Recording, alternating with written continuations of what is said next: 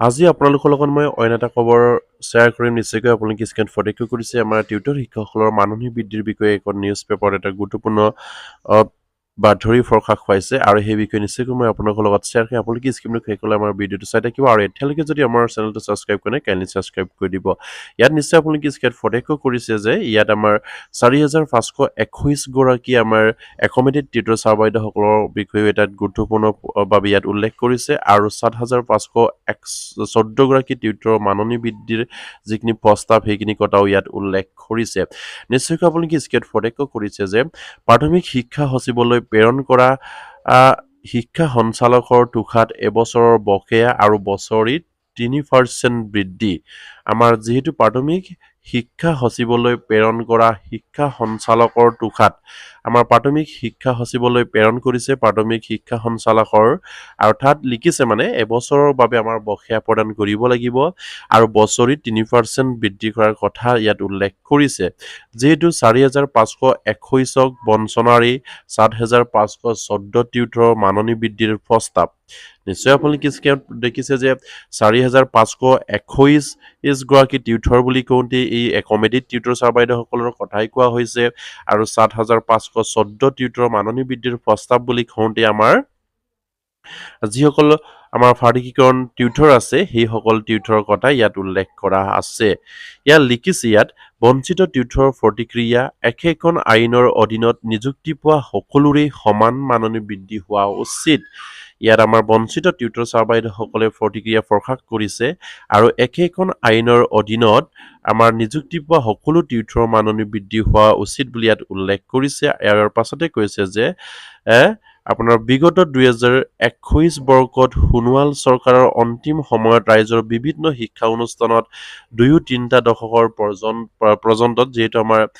2021 চনৰ যিখিনি আমাৰ সোণোৱাল চৰকাৰৰ অন্তিম পৰ্যায়ত আমাৰ যিসকল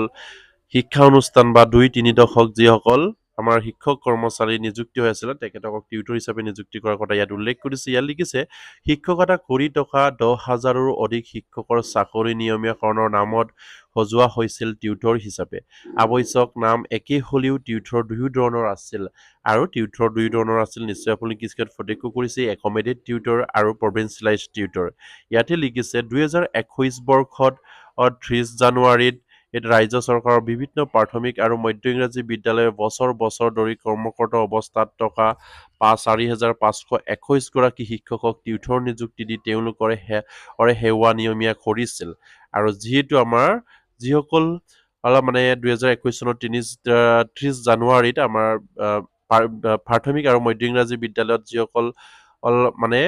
বিভিন্ন সময়ত বিভিন্ন ধৰণৰ শিক্ষকতা কৰি আহিছিলে তাৰে আমাৰ 4521 গৰাকী শিক্ষকক টিউটৰ হিচাপে নিযুক্তি দিয়াৰ কথা ইয়াত উল্লেখ কৰিছে আৰু অসমৰ শিক্ষাৰ সেৱাৰ প্ৰাধিকৰণ আৰু শিক্ষা অনুষ্ঠান পুনৰ্গঠন অধিনিয়ম 2017 অনুসৰি তেওঁলোকক নিযুক্তি দিয়া হৈছে আৰু উল্লেখযোগ্য যে টিউটৰ হিচাপে চাকৰি নিয়মীয়া কৰা সেইসকল শিক্ষকক 1991 আৰু 1999 চনৰ ভিতৰত শিক্ষা বিভাগে নিযুক্তি দিছিল মানে সেইসকল যিসকল আমাৰ 4521 গৰাকী টিউটৰ আছে তেখেতসকলক 1991 আৰু 1999 চনতে শিক্ষা বিভাগে নিযুক্তি দিয়া হৈছিল তেখেতসকলক আৰু ইয়াৰ পাছতে আৰু এটা কথা ইয়াত উল্লেখ কৰিছে যে কিন্তু পৰৱৰ্তী কালত ইলিগেল আৰু ইৰেগুলাৰ শিক্ষক হিচাপে ওলমি ৰৈছিল এইসকল শিক্ষক আৰু সেইসকল যিসকল 4521 গৰাকী এই শিক্ষকক 1991 আৰু 1999 চনত নিযুক্তি দিছিল সেইসকল শিক্ষক ইলিগেল আৰু ইৰেগুলাৰ টিচাৰ হিচাপে তেখেতসকলে ওলমি আছিল আৰু সেয়ে 2017 চনৰ যিখিনি প্ৰাধিকৰণ আইন মতে বা অধিনিয়ম মতে তেখেতসকলক টিউটৰ হিচাপে নিযুক্তি দিয়াৰ কথা ইয়াত উল্লেখ কৰিছে কিন্তু পৰৱৰ্তী কালত ইলিগেল ইৰেগুলাৰ শিক্ষক হিচাপে ওলমি ৰৈছিল সেইসকল শিক্ষক আৰু সুদীৰ্ঘ বছৰ আন্দোলনৰ দাবীৰ পৰিপ্ৰেক্ষিতত তেতিয়া শিক্ষামন্ত্ৰী ডক্টৰ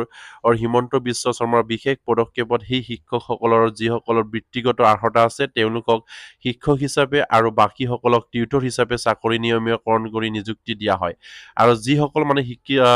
আমাৰ বৃত্তিগত অৰ্হতা আছিলে তেখেতসকলক আমাৰ শিক্ষক হিচাপে নিযুক্তি দিছিল আৰু যিসকলৰ নাই তেখেতসকলক টিউটৰ হিচাপে নিযুক্তি দিছিল বুলি ইয়াত উল্লেখ কৰিছে আৰু ইয়াৰ পাছতে কৈছে যে টিউটৰসকলৰ মাহিলী ফৰিটুকি নিৰ্ধাৰণ কৰা হয় মাত্ৰ 10,800 টকা অৱশ্যে সেইসকল টিউটৰৰ বহুতো ইতিমধ্যে মৃত্যু হৈছে আৰু আন বহুকেইটা ইতিমধ্যে অৱসৰ গ্ৰহণ কৰিছে আৰু সেইসকল টিউটৰক একমেডেড টিউটৰ বুলিও কোৱা হয় আনহাতে একেটা বৰ্গতে 2021 চনৰ জানুৱাৰী মাহত ৰাজ্য চৰকাৰে 2017 চনৰ পাৰিকৰণ আইন অনুসৰি সেৱাৰ পাৰিকৰণ কৰি ৰাজ্য চৰকাৰৰ হাজাৰ হাজাৰ বেঞ্চাৰ শিক্ষানুষ্ঠান কৰ্মকৰ্তা 9,895 গৰাকী শিক্ষককো টিউটৰ হিচাপে চাকৰি নিয়মীকৰণ কৰিছিল এওঁলোকৰ মাজতো একাংশ LP ME হাই স্কুল উচ্চতৰ মাধ্যমিক বিদ্যালয় আনকি কনিষ্ঠ মহাবিদ্যালয় শিক্ষকো আছিল আৰু এওঁলোকৰ ফৰিটুকি 10,800 টকাৰ পৰা 16,000 টকাৰ ভিতৰত আছিল আৰু যিসমূহ বেঞ্চাৰ শিক্ষানুষ্ঠান কৰ্মকৰ্তা শিক্ষক টিউটৰ হিচাপে তেওঁলোকৰ সেৱা নিয়মীকৰণ কৰা হৈছিল পৰৱৰ্তী সময়ত তেওঁলোকৰ তীব্ৰ আন্দোলন আৰু পৰিপ্ৰেক্ষিতত দুমাহৰ পূৰ্বে ৰাজ্য চৰকাৰে শিক্ষা বিভাগে এক নিৰ্দেশযোগে পাৰিকৃত প্ৰভিন্সিয়েলাইজ যিসকল টিউটৰৰ মাহিলী ফৰিটুকি মাত্ৰ 1200 টকা বৃদ্ধি কৰে আমাৰ যিকেইজন প্ৰভিন্সিয়েলাইজ টিউটৰ আছে তেখেতসকলৰ 1200 টকাৰ বৃদ্ধিৰ কথাও ইয়াত উল্লেখ কৰিছে আৰু সামান্য ফৰিটুকিৰ বৃদ্ধিৰ পৰাও বঞ্চিত হ'বলগীয়া হয় 2021 চনৰ 30 জানুৱাৰীত নিযুক্তি দিয়া 4,521 গৰাকী একমেডেড টিউটৰ যিহেতু আমাৰ 4,521 গৰাকী যি একমেডেড টিউটৰ আছে তেখেতসকলে কিন্তু সেই 1200 টকাৰ পৰাও বঞ্চিত কথা ইয়াত উল্লেখ কৰিছে আৰু ইয়াৰ পাছতে কৈছে যে আনহাতে শেহতীয়াকৈ যোৱা 28 জুনত ৰাজ্য চৰকাৰৰ প্ৰাথমিক শিক্ষা সঞ্চালক শিক্ষা উপদেষ্টাৰ পৰামৰ্শ অনুসৰি 2017 চনৰ আইন অনুসৰি সেৱা পাৰিকৰণ কৰা LP আৰু UP বিদ্যালয়ৰ টিউটৰসকলৰ মাহিলী মাননি বৃদ্ধিৰ বাবে সঞ্চালকৰ পৰা এক প্ৰস্তাৱ প্ৰেৰণ কৰে আৰু অসম চৰকাৰৰ প্ৰাথমিক শিক্ষা বিভাগৰ সচিবলৈ আৰু যিহেতু আমাৰ 28 জুন তাৰিখে আমাৰ প্ৰাথমিক আৰু উচ্চ প্ৰাথমিক প্ৰভিন্সিয়েলাইজ টিউটৰসকলে আমাৰ যিসকল আমাৰ শিক্ষা বিভাগৰ আমাৰ লগত শিক্ষা উপদেষ্টাৰ লগত আলোচনা হৈছিল সেই আলোচনা মৰ্মে তেখেতসকলৰ মানে মাননি বৃদ্ধিৰ প্ৰস্তাৱ এখন সচিবালয়লৈ প্ৰেৰণ কৰা হৈছিল বুলি কৈছে ইয়াত আৰু যত ৰাজ্যৰ মুঠ 7,514 গৰাকী টিউটৰ মাহিলী মাননি বৃদ্ধিৰ কথা উল্লেখ আছে আৰু ইয়াৰে ভিতৰত প্ৰাথমিক বিদ্যালয়ত 2,123 গৰাকী টিউটৰ আৰু উচ্চ প্ৰাথমিক বিদ্যালয়ত 3,980 গৰাকী টিউটৰ আৰু 1,411 গৰাকী টিউটৰ বিজ্ঞান আছে আৰু সঞ্চালকৰ সিদ্ধান্ত অনুসৰি প্ৰাথমিক বিদ্যালয়ত কৰ্মকৰ্তা 2,123 গৰাকী টিউটৰৰ মাননি 20,000 টকালৈ আৰু উচ্চ প্ৰাথমিক 3,980 গৰাকী টিউটৰ আৰু 1,411 গৰাকী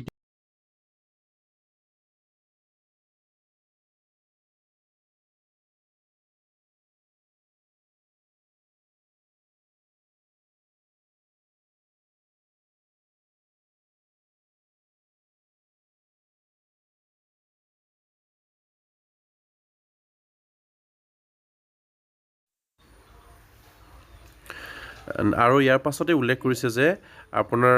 1,411 টিউটৰ বিজ্ঞানক মাহিলী মঞ্জুৰি 22,000 টকালৈ বৃদ্ধি কৰাৰ কথা উল্লেখ থকাৰ উপৰিও এবছৰৰ বকেয়া প্ৰতি বছৰে মাননি 3% বৃদ্ধি পোৱাৰ কথা স্পষ্টকৈ উল্লেখ কৰা হৈছে আৰু শিক্ষা সঞ্চালকৰ এই পদক্ষেপত স্বাভাৱিকতেই 7,514 গৰাকী টিউটৰৰ আংশিক সাহস দিব কিন্তু এই টিউটৰসকলৰ নিচিনাকৈ 2021 চনৰ 30 জানুৱাৰীৰে নিযুক্তি দিয়া 4,521 গৰাকী টিউটৰ সেৱা 2014 আইন অনুসৰি কৰা হৈছিল আনকি তেওঁলোকৰ নিযুক্তি পত্ৰখনৰ ওপৰতে অসম শিক্ষকৰ সেৱাৰ পাৰিকৰণ আৰু শিক্ষা অনুষ্ঠান পুনৰ্গঠন অধিনিয়ম 2014 অনুসৰি টিউটৰ হিচাপে নিযুক্তি দিয়া বুলি স্পষ্ট কথা উল্লেখ আছে যিহেতু ৰাজ্যৰ সকলো টিউটৰকে 2014 চনৰ আইন অনুসৰি নিযুক্তি দিয়া হৈছিল আৰু সেয়েহে মাহিলী মঞ্জুৰি সকলো টিউটৰ বৃদ্ধি পোৱা উচিত আছিল বুলি বঞ্চিত টিউটৰসকলৰ মন্তব্য কৰিছে আৰু শিক্ষা বিভাগৰ বাঞ্ছনাৰ বাবে এতিয়া ৰাজ্যৰ 7,514 গৰাকী টিউটৰ মাহিলী মাননি 20,000 টকাৰ পৰা 22,000 টকালৈ পাব আৰু 4,521 গৰাকী দুৰ্ভাগ্য একমেডেড টিউটৰে মাত্ৰ 10,800 টকাৰ মাহিলী মঞ্জুৰি দৈনিক 7 ঘণ্টাকৈ সংশ্লিষ্ট শিক্ষা অনুষ্ঠানৰ কৰ্তব্য সম্পন্ন কৰিব লাগিব আৰু প্ৰকৃততে এওঁলোকৰ শিক্ষকেই আছিল এসময়ত কিন্তু চৰকাৰীভাৱে নিযুক্তি লাভ কৰি শিক্ষক হিচাপে কৰ্তব্য সম্পন্ন কৰি কেইবা মাহৰ দৰমহা লাভ কৰিছিল কিন্তু চৰকাৰী মেৰফাকত পৰি তেওঁলোকক এতিয়া 10,800 টকাৰ মঞ্জুৰি পোৱা টিউটৰ যিহেতু নিশ্চয়কৈ আমাৰ একমিডিয়েট টিউটৰ ছাৰ বাইদেউসকলৰ এটা গুৰুত্বপূৰ্ণ অভিযোগ অসম চৰকাৰলৈ বা শিক্ষা বিভাগলৈ তেখেতসকলৰ যিখিনি মাননি বৃদ্ধিৰ প্ৰস্তাৱ সেইখিনি যদি প্ৰভিঞ্চিয়েলাইজৰ ক্ষেত্ৰত যদি প্ৰযোজ্য হয় আমাৰ যিসকল বেঞ্চাৰ শিক্ষা অনুষ্ঠানত জড়িত আমাৰ যিসকল ফৰ্থ পাৰ্টি শিক্ষণ কৰি টিউটৰ হিচাপে নিযুক্তি প্ৰদান কৰিছিলে তেখেতসকলৰ যদি দৰমহা বৃদ্ধি কৰিব পাৰে তেনেহ'লে একমিডিয়েট টিউটৰ ছাৰ বাইদেউসকলৰ কিয় নোৱাৰে সেইবাবে একমিডিয়েট টিউটৰ ছাৰ বাইদেউসকলৰ এটা গুৰুত্বপূৰ্ণ অভিযোগ যিহেতু প্ৰভিঞ্চিয়েলাইজ টিউটৰসকলক শিক্ষা উপদেষ্টাৰ লগত আলোচনাত মিলিত হৈ তেখেতসকলৰ যিখিনি দৰমহাৰ প্ৰস্তাৱ আগবঢ়াইছে 20,000 আৰু 22,000 টকাৰ প্ৰস্তাৱ আৰু বকেয়া এবছৰ দিবৰ কাৰণে আৰু 3% যিখিনি আপোনাৰ প্ৰতি বছৰে সেই দৰমহা 3%কৈ বৃদ্ধি হ'ব লাগিব বুলি উল্লেখ কৰাৰ কথা আৰু বিষয়ত আমাৰ একমিডিয়েট টিউটৰ ছাৰ বাইদেউসকলে এটা গুৰুত্বপূৰ্ণ অভিযোগ কৰিছে যিহেতু সেইসকল টিউটৰ ছাৰ বাইদেউসকলে যদি পাব পাৰে তেনেহ'লে তেখেতসকলে কিয় নোৱাৰে নিশ্চয়কৈ সকলো টিউটৰেই একেলগে তেখেতসকলৰ কৰ্মত নিয়োজিত হৈ আছে আৰু একেটা আইনৰ ভিত্তিত সেই 2014 চনত যিখিনি একেটা আইনতে যদি তেখেতসকলকো নিযুক্তি প্ৰদান কৰিছে তেনেহ'লে নিশ্চয়কৈ একমিডিয়েট টিউটৰ ছাৰ বাইদেউসকলে এইখিনি গ্ৰহণযোগ্য বা তেখেতসকলেও পাব লাগে আৰু সেই অসম চৰকাৰে সেইখিনি কথা বিবেচনালৈ আনিব লাগে আৰু প্ৰতিগৰাকী টিউটৰ ছাৰ বাইদেউৰ উদ্ধাৰ হকে অসম চৰকাৰে এটা ভাল ডিচিশ্যন এটা ল'ব লাগে বুলি আমিও ভাবোঁ আৰু সেইবাবে একমিডিয়েট টিউটৰ ছাৰ বাইদেউসকলে এটা গুৰুত্বপূৰ্ণ অভিযোগ কৰিছে আৰু প্ৰভিঞ্চিয়েলাইজ টিউটৰে হওক বা একমিডিয়েট টিউটৰে হওক সকলোকে সমান চকুৰে চাব লাগে আৰু তেখেতসকলৰ যিখিনি সমস্যা আছে সেই সমস্যাখিনি তেখেতসকলৰ লগত আলোচনা কৰি নিশ্চয়কৈ তেখেতসকলৰ